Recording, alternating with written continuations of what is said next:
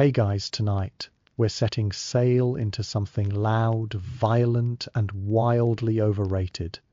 Buckle your bearskin and sharpen your axe. We're going Viking, or rather you are. And spoiler, it's not going to be glorious. Forget what the movies told you, the longboats, the muscles, the brooding anti-heroes with perfect beards and dramatic lighting. Real Viking life wasn't carved out of oak and slow motion. It was carved out of frostbite, fermented fish, and chronic lower back pain. So if you are picturing a horned helmet and a heroic battle cry, go ahead and throw that image overboard. Horned helmets weren't a thing. Neither was dental hygiene, or personal space, or a reliable life expectancy. Before we begin, maybe cozy up in something soft, wool, preferably not soaked in seawater. Turn on a fan for ambience, cold wind creaking wood, distant screaming, and prepare yourself. Because you've just travelled to a windswept coastal village in 793 AD. The good news. You're a Viking. The bad news. You're a Viking. Your feet are bare. Your nose is running. Your breath smells like old herring. And your neighbours are already arguing about who gets to club a seal for dinner. Welcome to Scandinavia, where the winters are endless, the food is beige, and everyone's always one insult away from a blood feud. Ready too bad. You're already late to chores, or possibly a raid. Either way, you're cold, itchy, and absolutely not a mythological hero. Let's begin. Congratulations. You've just woken up somewhere along the windswept coast of 8th century Scandinavia. It's cold, it's damp, and your blanket is a semi-dead animal. You're not in a cozy fjordside cottage. You are in a one-room longhouse that smells like wood smoke, wet fur, and something that might have once been cabbage. The walls are timber, sealed with mud and regret. There's a fire burning in the centre, but the smoke isn't going up a chimney, because chimneys haven't been invented yet. It's just hovering in the air like an angry ghost, looking for your lungs. You are already coughing. Welcome to Viking life. Outside it's grey, not moody Netflix drama grey, just endless, soul-sapping, cold grey. The sky grey, the ground frozen grey. Your mood also grey. There's snow on everything, even things that shouldn't be snowed on, like your dinner or your mother-in-law. The temperature is somewhere between brisks and your toes no longer exist. You try to get dressed. Your clothes are made of coarse wool and the vague memory of sheep. They're stiff from yesterday's snow, which melted on your body and then refroze overnight, while you dreamed about being somewhere that has central heating. You pull on your shoes. They're made of leather, kind of more like soggy animal skin, held together with string and desperation. They don't fit. They never have. But that doesn't matter, because you'll be losing feeling in your feet in about 12 minutes anyway. You step outside and immediately regret it. The wind hits your face like a frozen slap from an angry Norse god. Your eyes water, your nostrils freeze, and your breath turns into a puff of visible shame. You look around. The landscape is stunning, in the way that makes you question your will to live. Jagged cliffs, deep pine forests, mountains that loom like they're judging you. And everything is eerily silent except for the constant howling of the wind and the occasional distant scream that may or may not be your cousin Sven, getting attacked by a moose again. This is not the kind of place where you relax. This is the kind of place where you survive. Maybe if the wolves don't get you, or frostbite, or a poorly aimed axe, you head toward the communal well, which is just a frozen hole in the ground surrounded by complaints. You need water, but first you have to break through an inch of ice using the blunt side of a hammer. The hammer was also your dinner utensil last night. Multi-purpose tools. Very Viking. A neighbour trudges by, he grunts. That was hello. You grunt back. That's the local dialect. Words are wasted when your mouth is frozen shut. And that's the beginning of your day. No Starbucks, no sun, no chance of comfort. Just you, a headache made of cold, and a long, grim stretch of existence ahead. Welcome to Scandinavia population. Cold, angry, and absolutely done with this weather. It's morning, or maybe just slightly less night than it was 10 minutes ago. The sun doesn't really rise in Viking country. It just reluctantly brightens the gloom a bit before giving up again. You blink awake, eyes crusted over with sleep, smoke, and the creeping existential dread of another day in the 9th century. You're lying on a straw mattress. Mattress is a strong word. It's more like a pile of ancient hay, flattened animal hair, and lice that have unionized. Every time you roll over, a puff of dust and regret floats into the air. The blanket covering you is made of wool, and possibly something that used to be alive. It smells like salted goat. You try to stretch. Bad idea. Your back cracks like firewood, and your shoulder makes a noise that shouldn't happen outside a battlefield. You're 27. Which in Viking terms means you're flirting with elderhood. You glance around. The longhouse is still dark, lit only by the dying embers of the central hearth and the faint outline of your cousin Bjorn drooling into the family dog. There are no bedrooms, no privacy. You sleep next to your siblings, your grandmother, your in-laws, and an alarming number of chickens. One of them is staring at you, judging you. The smell is indescribable. A rich blend of old fish, wet wool, ash, and feet. Everything smells like feet, the walls, the ceiling, your hair. You haven't bathed in over a week, which technically makes you the cleanest person in the house. Speaking of your hair, it is currently matted into what might be dreadlocks or might be just frost, glued tangles. There's a bit of fish skin stuck behind your ear. You don't know how it got there, and at this point you're afraid to ask. You sit up and the cold hits you like a curse. Your breath fogs in front of your face. Your toes are numb, your fingers are numb. Your dignity is somewhere under the straw, clinging to the last scraps of warmth. You grab your tunic. Yesterday's tunic, last week's tunic, your only tunic. It is stiff with sweat, smoke, and vague memories of battle or maybe dinner. You pull it on anyway. It smells like you, which is to say smoked mackerel and poor decisions. Breakfast is a distant dream. You haven't even made it to the part where you try to find your boots, which might be under the dog or inside the dog, depending on how last night went. Outside, the village is slowly waking up. A baby cries. An axe thunks into wood. Someone is already shouting about herring.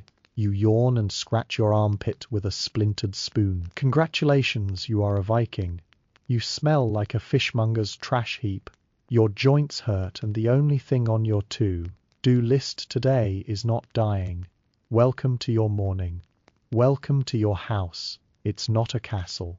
It's not a cozy cottage. It's a long, rectangular, slightly leaning box made of timber, smoke, and collective body odor. There's one room. That's it. No hallways, no upstairs, no spare bedroom for your emotionally unavailable uncle. Just one big smoky box, shared by your entire extended family, plus a goat, a pig, and a questionable amount of fleas. There are no windows. Who needs sunlight when you've got damp?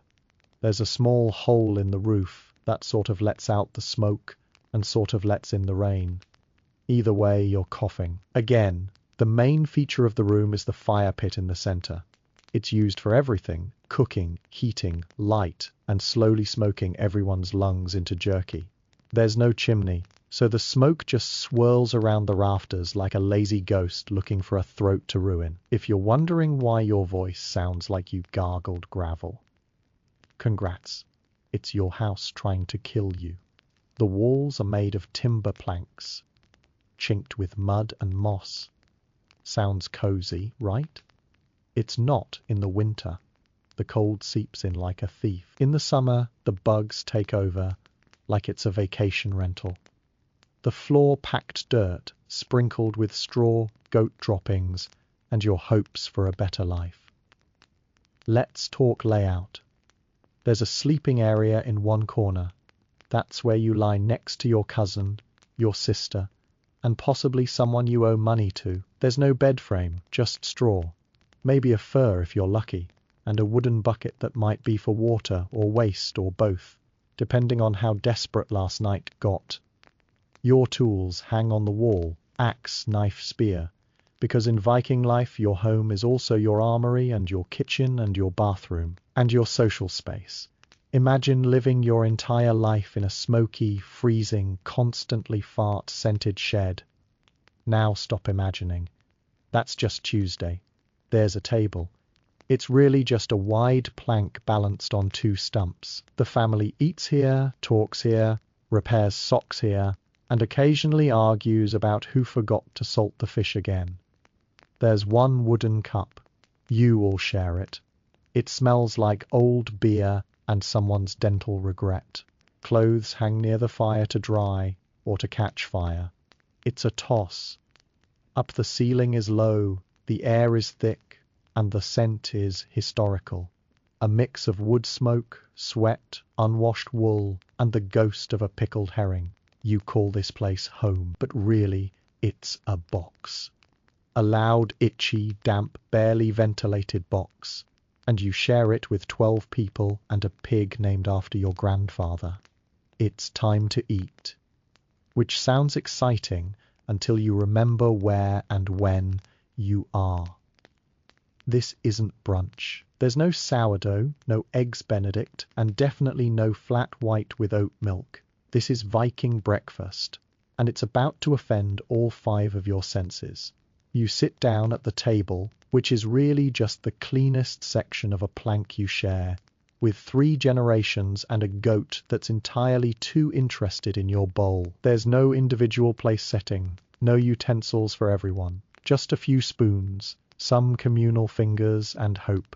First up, pottage. If that word sounds familiar, it's because it's the historical equivalent of whatever's left in the pot. It's thick, grey and steaming, but not in a good way. It's oats, maybe barley, definitely bits of fish, and possibly some mysterious chunk that nobody wants to identify. It's been boiling since yesterday, and the day before that, and probably last Thursday. Think of it as edible sediment. On the side, you get hardtack, aka the world's angriest biscuit. It's bread if bread was baked once in 900 AD and then forgotten in a drawer. You don't bite it, you gnaw it into submission. Your jaw will ache by the end of this meal and you'll still be hungry. That's normal. Next to the hardtack is a lovely helping of rancid butter, which is exactly what it sounds like. The butter's gone sour, but it's still food technically. You spread it on your stone.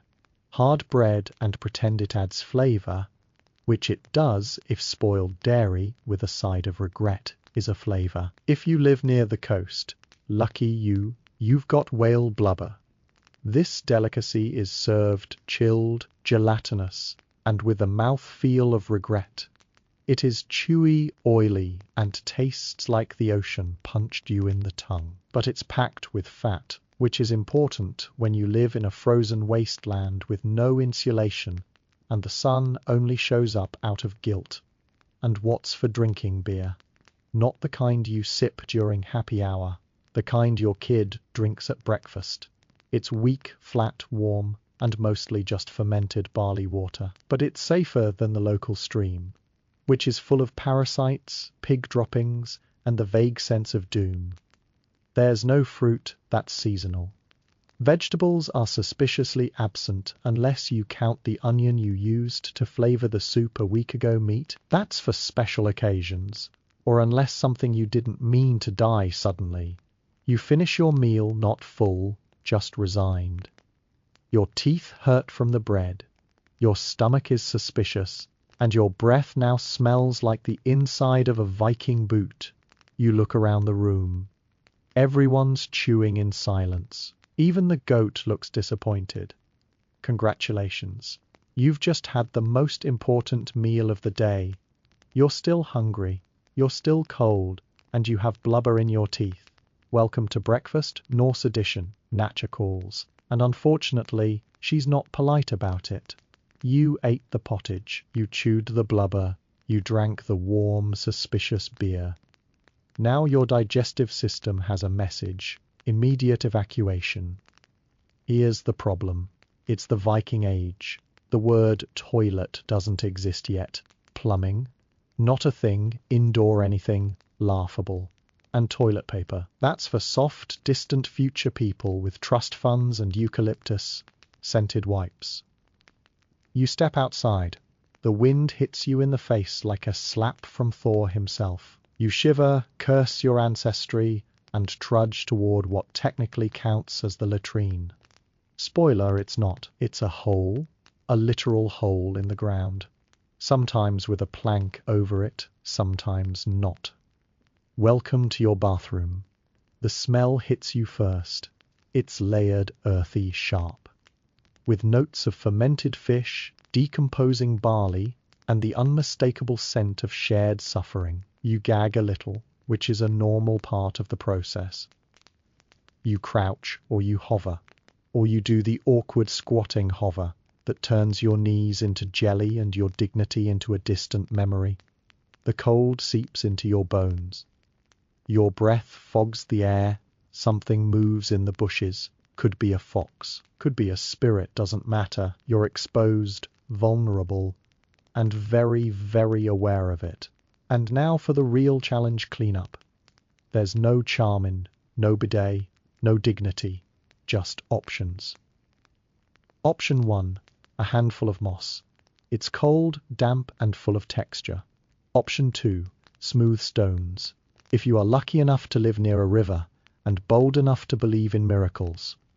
Option 3, nothing. Just walk it off and pretend medieval chafing builds character. Oh, and yes, everyone else is using the same spot, the same hole. It's a communal experience. No privacy, no partitions. Just you and the rest of your extended family participating in the world's most awkward team building exercise. Some households go fancy and keep a wooden bucket inside for nighttime emergencies. It's convenient. It's also horrifying. You go to sleep beside it. You wake up beside it. You smell it in your dreams. If you're lucky, someone empties it before it overflows. If you're not, well, enjoy the surprise. And if you're traveling or on a raid, you just go in the woods or the snow or the ocean. Vikings were warriors, explorers, and pioneers of extreme public urination. Now, if you're thinking, surely the nobles had something better. Kind of. Rich Vikings sometimes built outhouse huts over a stream. Innovative, yes. Sanitary? Number the stream still flows through town. And guess where you're getting your drinking water. So here you are. You've survived a Viking bathroom experience. You're cold, you're itchy, you're suddenly questioning every life choice. And you're only 12 minutes into your day. You've gone to the bathroom, you've survived breakfast. Now it's time to get dressed. Not to impress, of course. This isn't Paris. This is the 9th century Norse tundra, where survival is the only accessory anyone cares about. You don't dress for the runway, you dress for frostbite and also lice. Your wardrobe consists of one outfit, maybe two if you're rich or had a cousin die recently. But don't worry, it's seasonally versatile, by which we mean you wear the same scratchy wool tunic every single day until it either disintegrates or becomes too crusty to bend at the elbows. Let's start with the base layer, assuming you even have one. It's linen, rough, woven, beige. It was probably white once, like 7 years ago, and clings to your skin like regret. Over that, you wear your main tunic, a heavy wool garment, the exact texture of tree bark and sadness. It itches in ways you didn't know were possible. You've scratched so much, you're one bad day away from self-sanding. Your pants wool, again. Always wool. Cold wool. Hot wool. Your thighs are basically wrapped in damp sheep. They're stiff with dirt and dried sweat. You could set them upright, and they'd stand on their own, like some kind of cursed statue. As for shoes, if you have them, congrats. You're elite. Viking footwear is leather, but not the soft, buttery kind. More like dried animal hide that's been stomped on by a troll. They're soaked from snow, lined with straw, and tied with string made from someone's disapproving grandmother. There is no arch support. You have the foot health of a 90-year-old pirate. Now, let's accessorize. Got a cloak? Fantastic. It's made of wool, surprise, and fastened with a brooch so big and heavy you could use it to fend off a bear. Furs, possibly. You might have fox or wolf draped across your shoulders, because nothing says Nordic elegance like smelling like a wet canine jewelry. Yes, but not for fashion. Viking jewelry is all about status, theft prevention, and occasionally doubling as currency. Arm rings, brooches, and necklaces made of bronze or glass beads, assuming you haven't traded them for fish or firewood yet. Hygiene? Wise, let's be clear, everything you wear smells. It smells like fish, smoke, unwashed wool, and whatever you stepped in yesterday washing clothes is an ordeal involving boiling water, ashes, elbow grease, and an entire day you don't have. So instead, you just wear it again and again until your tunic starts developing its own personality. You look in the mirror. If you had a mirror, and you'd see someone who looks like they just crawled out of a fire and lost a fight with a sheep. But hey, that's fashion. Viking fashion. Rugged, itchy, possibly cursed. You're dressed. You're uncomfortable. And now it's time to go outside and work yourself to death. You're dressed, sort of. You've got wool on your wool. A chunk of dried mud where your dignity used to be, and a smell that could repel ghosts. You step outside, and the wind hits you in the face like it's settling a personal grudge. And immediately, your beard freezes. Yes, your actual facial hair has gone solid, crusted over with ice from your own breath. Congratulations, you now have a Viking icicle hanging from your chin. It rattles when you talk and breaks off in chunks when you sneeze. It's majestic, itchy, and slowly trying to kill you. If you are not bearded, don't worry. Your hair is still frozen. It crackles when you move. You haven't bathed in a week, or possibly 3, so it's glued together with grease, fish oil, and despair. You part it with a knife and hope no lice wave back. But the real battlefield, your skin hates you. Your skin wakes up every morning, takes one look at your lifestyle, and files a formal complaint. Let's begin with your hands. Red, cracked, and so dry they could be used to start a fire.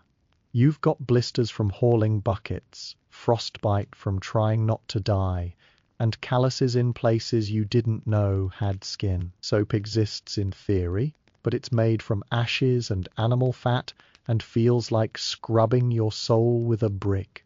Your face is permanently windburned. The combination of sun, snow glare, and freezing temperatures has turned your cheeks into raw leather. You look like you've been slapped repeatedly by an angry god with sandpaper palms, your nose perpetually running, which you just wipe on your sleeve because tissues won't be invented for another 1,000 years, and you are already out of rags.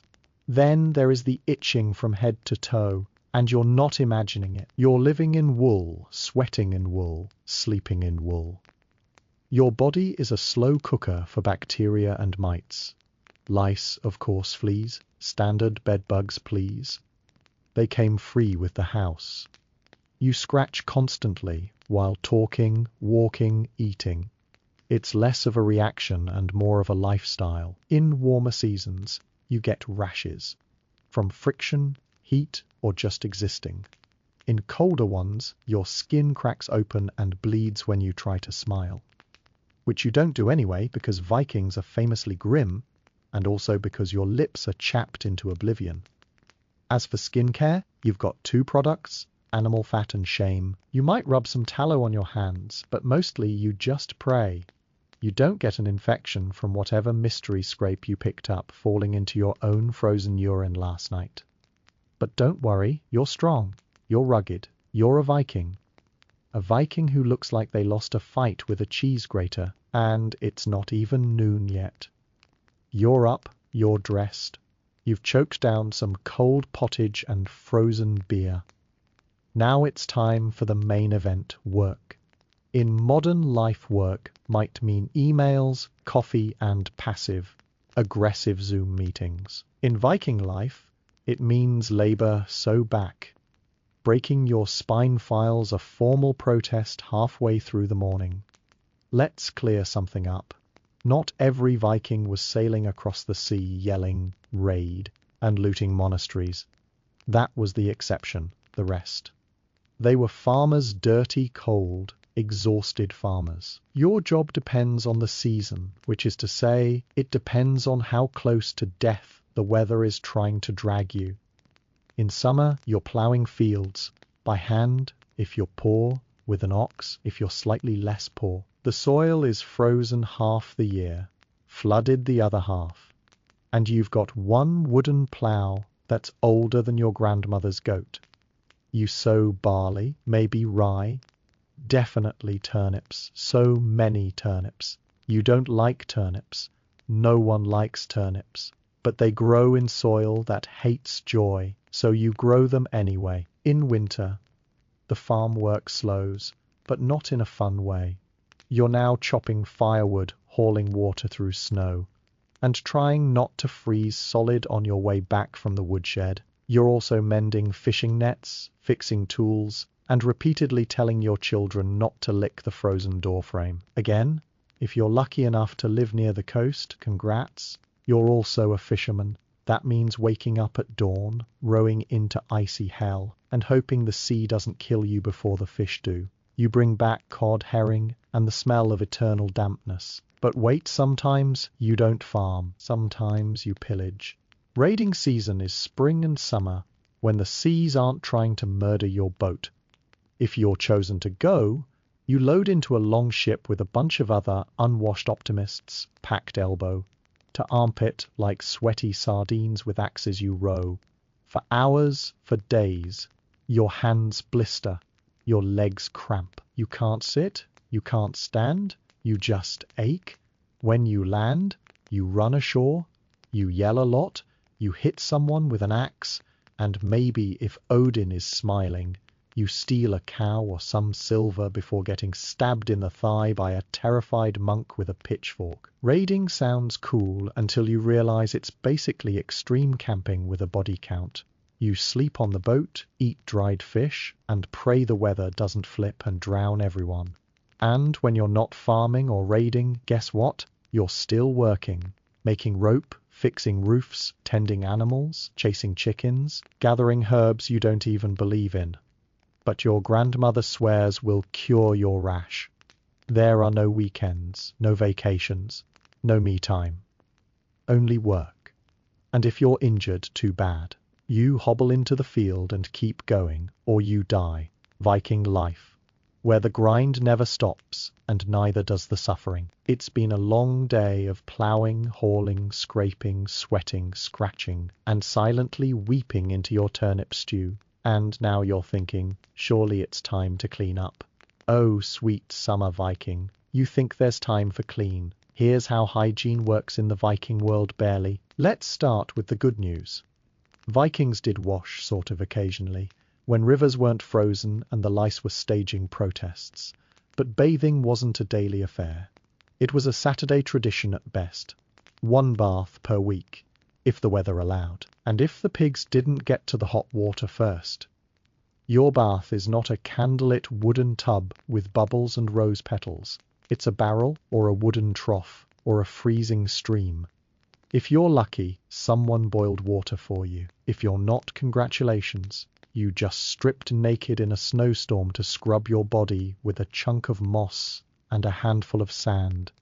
Soap exists, yes, but don't get excited. It's homemade lye soap, boiled animal fat and ashes, basically the medieval version of acid. You don't so much wash with it as fight it. While your skin screams in protest, you'll emerge clean, technically, but also red, raw, and smelling like burnt goat your hair. A masterpiece of grease and weather damage. Combs were common, carved from bone or wood, because yes, even Vikings were sick of the lice. In fact, head lice were such a frequent guest that combing out bugs was practically a bonding activity. A date, even. Nothing says romance like grooming parasites out of each other's scalp by the firelight. Teeth? We'll get to that later. Just know no one's brushing anything. Let's move on to clothes. You don't wash them often. You don't have time. You don't have soap. And if it's winter, you definitely don't have liquid water. So you wear the same wool tunic every day until it achieves sentience. You might scrape it down with a knife or beat it against a rock. But mostly you just let the cold kill the worst of the bacteria and hope your body odor blends into the group. Still, for all their limitations, Vikings were actually cleaner than some later Europeans. They tried. They cleaned their nails. They used tweezers and ear spoons. They even had rudimentary cologne made from herbs, pine resin, or whale vomit, whatever smelled slightly less like dead seal in July. But don't let that fool you into imagining spa day. Bathing was infrequent, uncomfortable, and usually done next to a goose that wouldn't stop honking. You finish washing, hands shaking, feet numb, soap in your eyes, and throw on your frozen tunic again because you don't have a dry one. You're clean briefly, maybe, sort of, and in 24 hours you'll smell like turnips and wet wool again anyway. Enjoy it while it lasts. It's late morning, your back hurts, your skin itches, and you haven't felt your toes since breakfast. But now something even worse has arrived, tooth pain. And you know what that means. Absolutely nothing helpful, because in the Viking Age, dental care doesn't exist. There's no toothbrush, no toothpaste, no floss, no mouthwash, no 10 out of 10 dentists recommend, just your mouth, your pain threshold, and the very real possibility that one slightly angry molar could be your cause of death. Let's talk prevention. There is none. Vikings didn't brush their teeth. Occasionally, someone might chew on a twig or rinse with water, but for the most part, your oral hygiene is in the hands of the gods, and they are not in a merciful mood. You eat tough bread, chewy meat, and cold porridge. So dense, it could double as construction material. Your teeth grind through sand, charred bones, and the occasional stone hiding in your grain. Cavities, common cracks, normal. Enamel, barely holding on. Your breath smells like fermented onions and existential dread. But no one notices because everyone else smells the same. Morning breath just is, got a toothache. That's not just annoying. It's dangerous. Infections travel fast. There are no antibiotics. If it gets bad enough, the swelling moves to your jaw, then to your throat, and suddenly you can't breathe. And that's how you die from a tooth. But let's say the pain becomes unbearable. You seek help. You walk 3 miles in the snow to see the local blacksmith, who's also the town's unofficial dentist. Yes, that blacksmith, the one who usually fixes plows and makes swords. Now he's wielding pliers. For your mouth, the procedure is simple. You sit on a log. He pours some ale on your face for sterilization. You bite down on leather, or your own fist. And he yanks the tooth out with a tool that was just used to shoe a horse. There is no anesthesia. There is no mercy. There is only screaming. Sometimes they don't pull it. Sometimes they file it. Yes, file with a sharp stone. Some warriors even carve lines into their teeth to look fierce in battle because apparently regular dental agony wasn't enough. And if you're lucky enough to keep your teeth, they'll be yellow, maybe black, chipped, misaligned. The Viking smile was less charming rogue, and more. I've been chewing bark since age 6. But hey, no one's judging. You're a Viking. You've got battle scars. You've got a beard full of ice and a mouth full of regrets. And if your teeth fall out, you don't replace them. You just gum your pottage and move on. Because in this life, a rotten tooth isn't just a nuisance. It's a slow, painful countdown with a jawbone timer. Good luck chewing. So you think you are a Viking warrior, axe in hand, hair in the wind, charging into battle with a dramatic scream and a slow motion soundtrack. Number stop. Put that fantasy back where you found it, next to the horned helmet that never existed. The truth is, you're not a warrior. You're a farmer who occasionally panics with a weapon. Here's the reality. 90% of Viking life was not raiding. It was farming, ploughing fields, milking goats, cursing the weather, and desperately trying to grow enough barley so your children don't starve next February. You own a sword? Probably not. Swords are expensive, like sell 3 cows and a family member expensive. Most men wield axes or spears. Not the decorative, fancy ones with runes on the hilt. We're talking utility tools. The same axe you use to chop firewood is also the one you swing at someone's skull during a raid. That's versatility training. Also, not really a thing. You learn how to fight by not dying. Maybe your father taught you to swing a stick in a vaguely threatening way. Maybe you've brawled at the mead hall over who salted the fish wrong. But formal combat instruction, that's for rich people, or people who die early trying to figure it out. When you're not tending your crops, you're fixing your roof, spinning wool, hunting, fishing, or shoveling something that used to be inside an animal. You wake with the sun and collapse at dusk.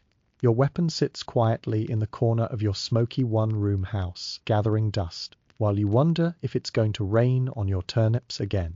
But once in a while, when the stars align and your local jarl gets bored, you're summoned for a raid. That's when your inner warrior gets a test drive. You gather with your neighbors, load into a longship. That's one bad wave from being driftwood, and head off to pillage someone else's coastal village.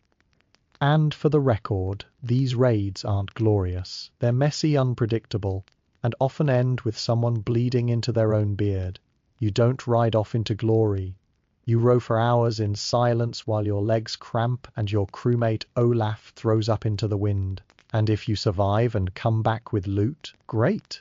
You might get a silver armband, some extra salted fish, and the honor of bragging about how you almost died slipping on a wet monk. But most of the time, you're not swinging a sword, you're swinging a hoe, your knee deep in mud, arguing with your cousin about why the chickens keep vanishing, and wondering if the gods really care that much about barley. So yes, technically, you're a Viking, but not the heroic bronze statue kind, more like axe in one hand, goat in the other, and a splinter in your soul.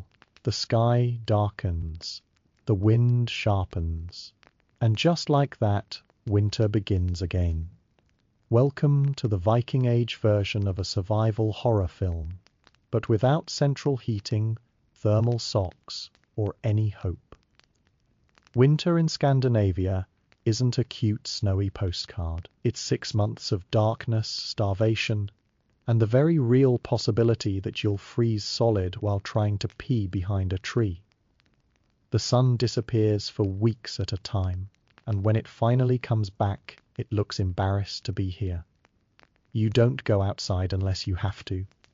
And even then, you question your life choices the second the wind punches you in the teeth. Your nose freezes, your fingers stiffen, Your breath turns to ice the moment it leaves your lungs, and yet, somehow, your boots are still wet always. Constantly wet inside. It's not much better. Your longhouse is now a wooden coffin full of people and livestock. There's no fresh air, just body heat, smoke, and a rotating stench of pickled fish, unwashed armpits, and whatever died under the floorboards. Everyone's coughing, everyone's cranky, and someone definitely just sneezed into the communal stew pot. You eat preserved food, which sounds nice until you realize preserved means salty, dried, or accidentally fermented. Your meals consist of smoked fish that tastes like burnt rope, sour cabbage that fights back, and bread so hard it doubles as a weapon. Fresh anything gone, vegetables a myth, fruit unavailable. You're running entirely on turnips and despair. You sleep under animal skins, fully clothed, sandwiched between your cousin, the family dog, and someone who won't stop snoring through their nose hole. You're all trying to share warmth without suffocating in each other's fumes. It's a delicate balance. Bathing, forget it. You haven't touched water in a month unless it was frozen and trying to kill you. You smell like wet wool and onion ghosts, but so does everyone else. So it's fine-ish. You pass the time by repairing tools, mending clothes, and staring into the fire, wondering if spring is real or just a cruel rumor. You carve things out of boredom. A spoon, a comb, a tiny screaming face that looks suspiciously like your mother-in-law. And of course, there's the constant, lurking fear of death. Someone always gets sick. Someone always doesn't make it.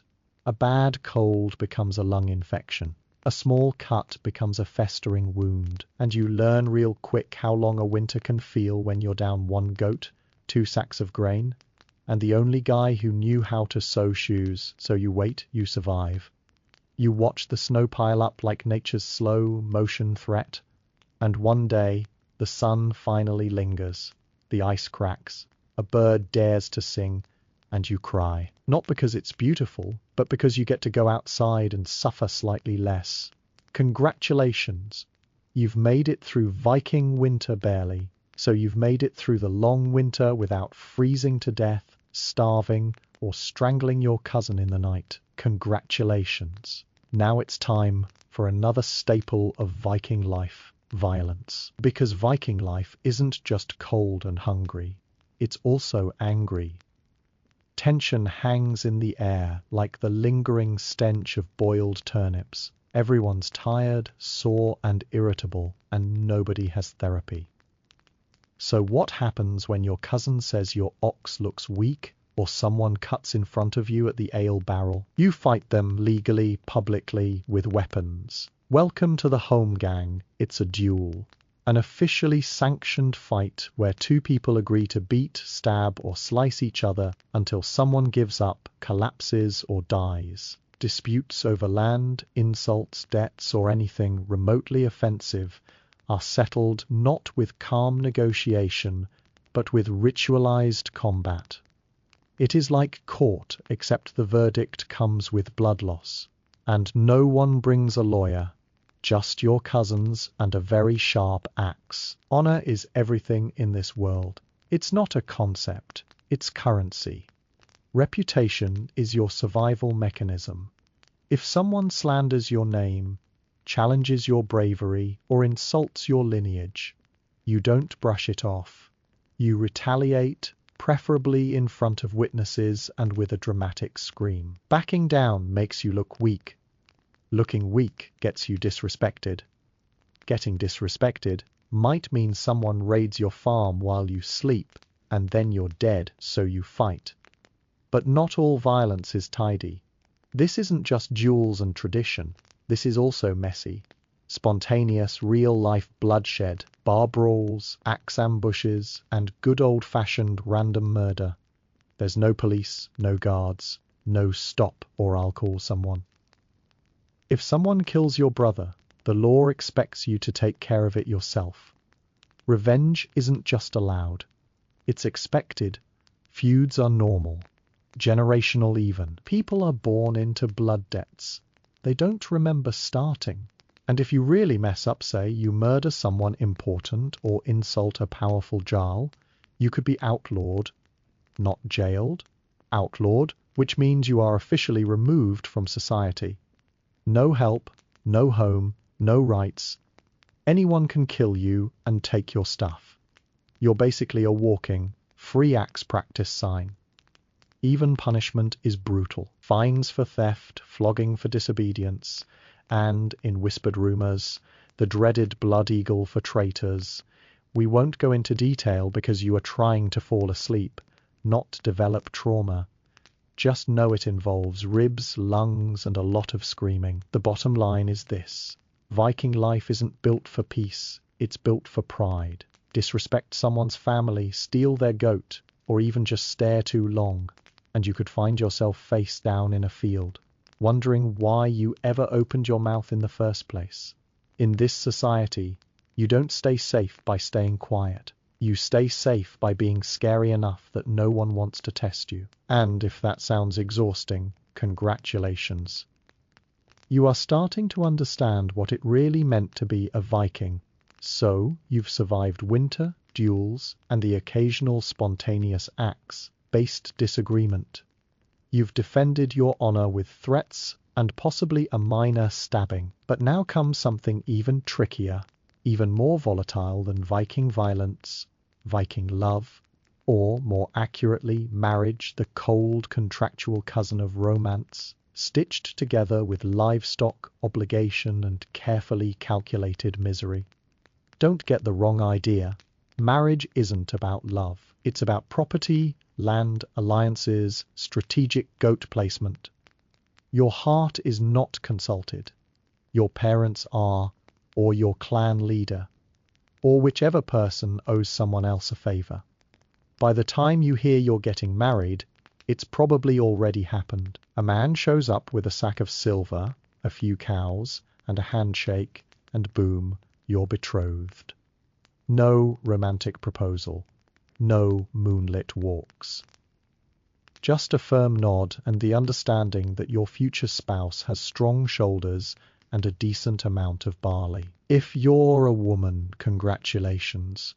You're now the legal responsibility of a man whose name you probably learned yesterday.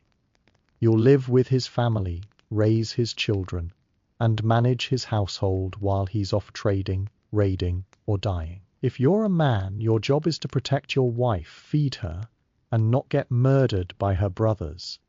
If you mess it up, affection may develop, or it may not. Most relationships settle somewhere between functional teamwork and quietly shared resentment. Sex exists, obviously, but it's not wrapped in mystery or flowers. It's practical, direct. A thing that happens when you're not too tired from fixing the roof or curing salted fish. Privacy is a joke. Remember, you sleep in one room with your entire extended family. You keep your voice down or you don't. Either way, someone is awake, pretending not to hear you through the goats. Infidelity happens. Affairs, wandering hands, the occasional rendezvous in a field. But so do consequences. Cheating could lead to public shaming, revenge duels, or being divorced and sent back to your parents with a note that says, "Try again." Divorce is possible, actually. Vikings were surprisingly modern about that. If your spouse is abusive, lazy, or just incredibly annoying, you can call it off. If you're brave enough to face the social fallout and the complicated division of sheep, children follow soon after marriage, often and repeatedly. There's no birth control, there's barely even midwives. Childbirth is dangerous. Survival isn't guaranteed. For the mother or the baby, and even if the child makes it, half of them won't live past 5. That's just the odds. You give birth, give thanks, and brace for heartbreak. Still, there are moments of tenderness, a shared meal, a smile, a hand on a shoulder after a bad harvest. Love might not be the foundation, but sometimes it sneaks in anyway. Quiet, awkward, and covered in smoke. but real. That's Viking romance. More endurance than passion, more mud than magic. And if you're lucky, you die before you have to marry off your own children and repeat the whole miserable miracle again. If you've managed to settle into your arranged marriage without getting divorced, dismembered, or dishonored, congratulations. You've graduated to the next big element of Viking life, religion. And unlike modern faith systems filled with quiet prayers and potlucks, Viking religion is loud, messy, terrifying, and absolutely obsessed with blood. The Norse pantheon is not gentle. These are not deities you light candles for and whisper to. These are gods who want offerings, oaths, and sometimes very specific bits of you removed with a knife. You've likely grown up hearing stories of Odin, the All-Father with one eye and too many ravens, who sacrificed himself to gain wisdom. That's the bar here. Self-mutilation, hanging from trees, and casual necromancy. Then there's Thor, your go-to god for smashing things and weather-based complaints, and Frasier, who may bless your love life if you leave out enough offerings, or might just curse your cattle because she felt like it. The gods are powerful, but they're not exactly dependable. They're more like cosmic warlords, who occasionally answer your prayers if they're in a good mood and you've slaughtered the right animal. Religious practice is woven into daily life. Before planting your crops, you mutter a blessing to the land spirits. Before sailing, you pray to Njord, Lord of the Sea and Bad Hair Days. Before a duel, you might whisper to Tyr, the god of law and lost hands. You don't go to church, there are no pews. Instead, you worship outdoors, in groves, or near sacred stones, where rituals are performed by a gothy, a local priest, priestess, or the loudest, most respected person who owns a good axe and a steady hand. And yes, sacrifice is a thing. Not just offerings of grain or mead, but real, dripping, honest, to Odin sacrifices. Animals, mostly horses, goats, pigs, you drain their blood into a bowl, smear it on idols, and drink the rest in a communal feast. It's spiritual, it's bonding, it's also extremely sticky. Human sacrifice is rarer, but it happens, especially during big ceremonies, or when someone really wants to impress Thor with how little they value their enemies. Blood is sacred. Spilling it is how you talk to the gods, or at least how you get their attention. Think of it like voicemail, but louder and more horrifying. And what happens after you die, that depends. If you die in battle, weapon in hand, you might go to Valhalla, a grand hall where you feast, fight, die again, and do it all over for eternity until the apocalypse. But die of old age, illness, or embarrassment, and you're off to hell, the misty, gloomy afterlife where nobody's partying. It's not exactly hell, it's more like eternal weather-induced sadness. Either way, the afterlife isn't about comfort, it's about your legacy. So you live loudly, you die memorably. And you pray with blood, bone, and very specific chanting, that the gods remember your name, because in Viking religion, faith isn't quiet devotion. It's a loud, muddy, slightly drunk negotiation with beings that might bless you, or throw a thunderbolt at your cow just because you forgot to say thank you. After enough blood, soaked prayers, and awkward goat sacrifices, the gods finally answer you in the form of a summons. You're going to sea, not for leisure, of course. Vikings don't do cruises. You're heading out to raid, trade, or maybe just survive whatever's waiting across the cold grey water. You grab your gear, kiss your bewildered spouse goodbye, and join a crew of equally unwashed men piling into what can only be described as a glorified canoe held together by twine, fear, and strong opinions. Your ship, the famed Longship, is elegant in theory. In reality, it's a long, narrow, open-air death trap. with no shelter, no privacy, and no concept of comfort. It's fast, yes, designed to glide through icy waters and beach itself dramatically on foreign shores. But that speed comes with a price: zero protection from the elements. You row through rain, wind, and sea spray until your hands blister and your arms feel like boiled turnips. If it storms, you bail water with your helmet and hope the gods are watching. If they're not, you get to meet them personally. There is no below deck. You sleep where you sit, huddled next to sacks of dried fish, and a man named Eirik who snores like a dying walrus.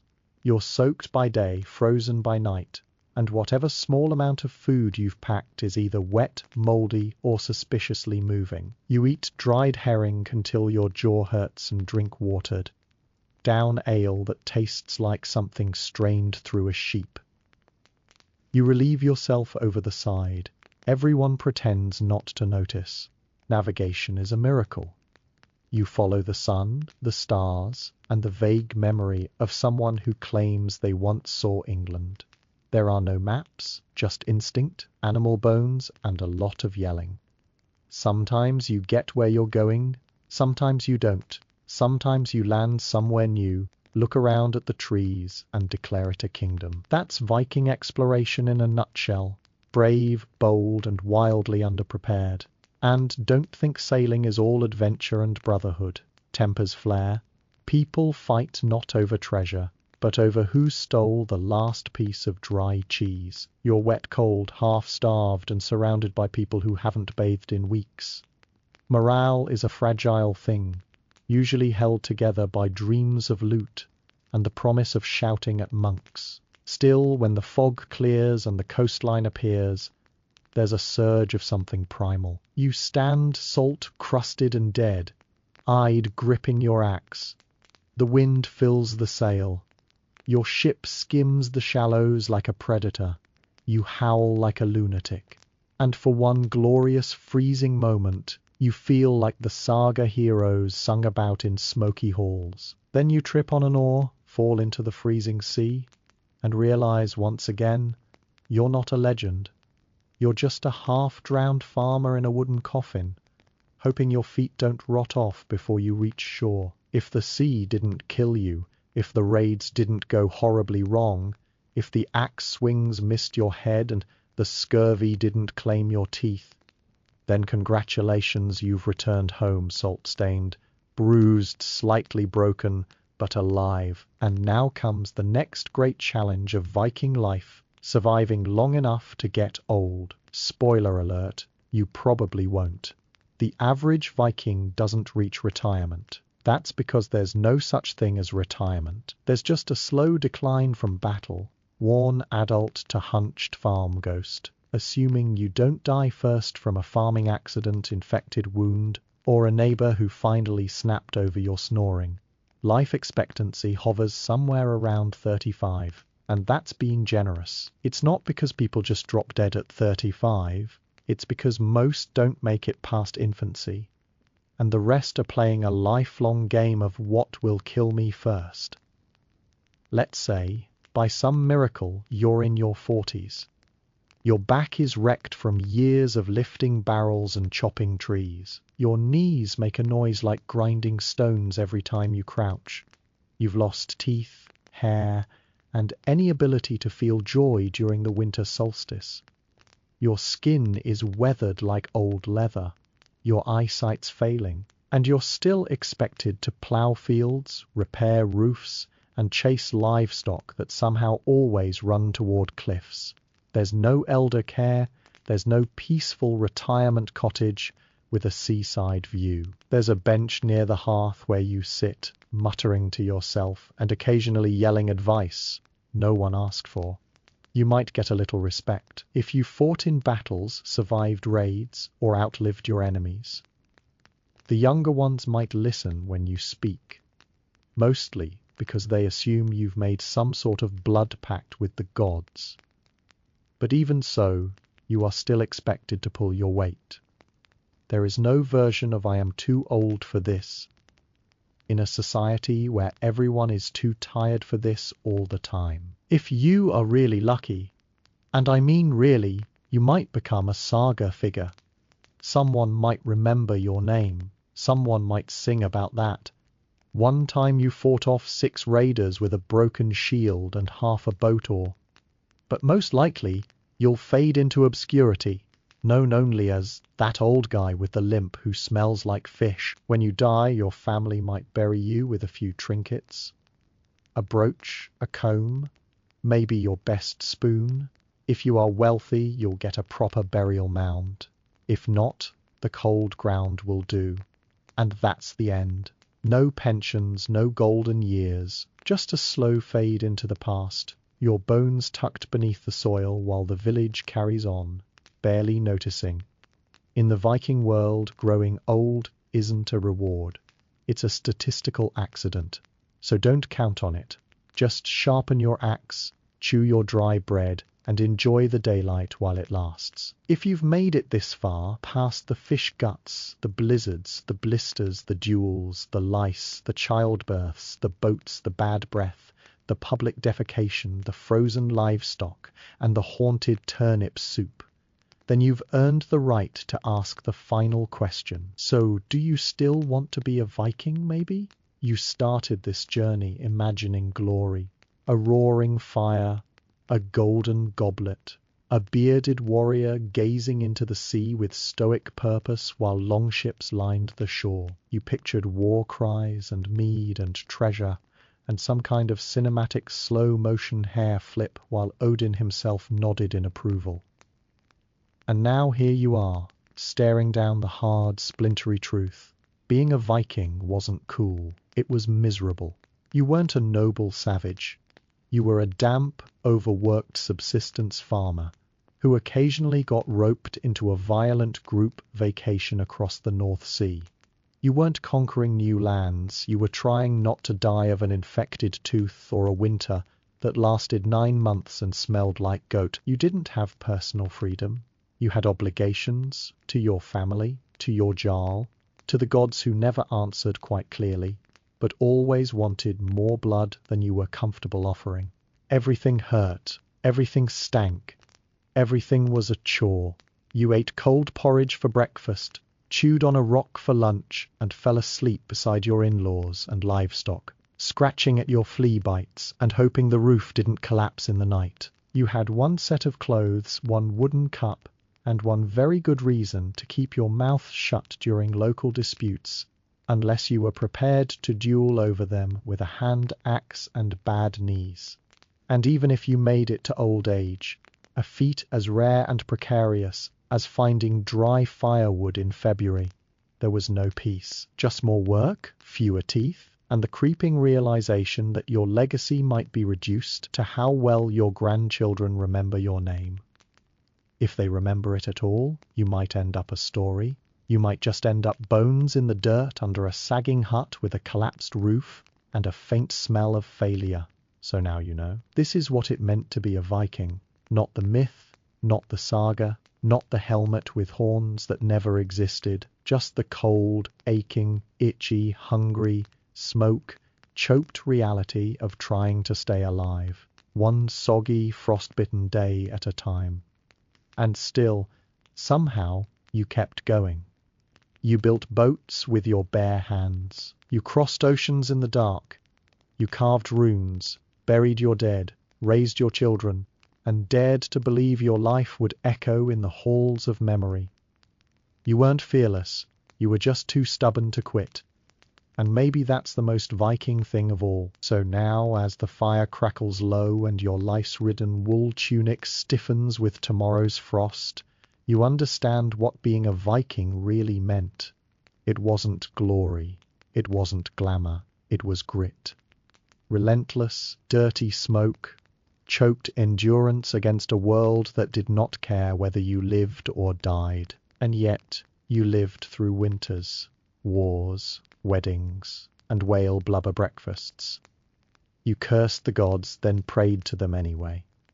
You survived on turnips on spite, and on the stubborn hope that your name might outlast the mold on your bread. Thank you for joining us on this cold, itchy, unforgettable journey through the truth behind Viking life. Sleep well, brave farmer, warrior, dreamer. And if you wake in the night shivering, scratching, or wondering if you left the goat outside, congratulations, you are halfway there already. This has been history for sleep, and now you may rest like a Viking, hopefully with fewer lice.